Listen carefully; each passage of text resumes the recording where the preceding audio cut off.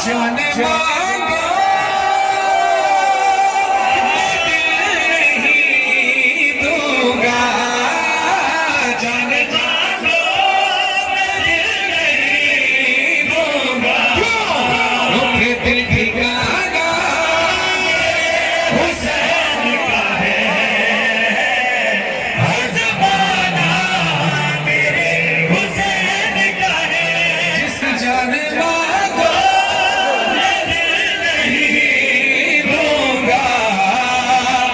ठिकाना मेरे हुसैन का है, हर ज़माना मेरे हुसैन का है, हर ज़माना मेरे हुसैन का है।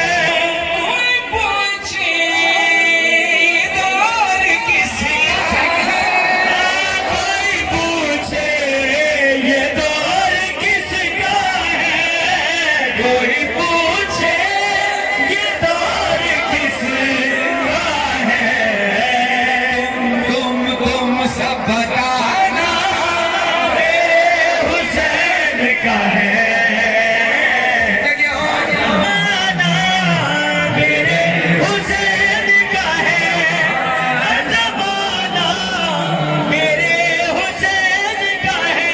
और आप देखते हैं सिंधी ज़मीन पर हर घर पर अलग लगा होता है, चाहे शिया हो या सुन्नी हो।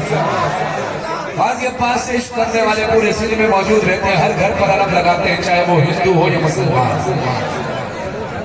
जब से घर में सजे हैं मेरे अलाम, जब से घर में सजे हैं मेरे अलाम, आना जाना मेरे हुसैन का है, हर ज़माना मेरे हुसैन का है।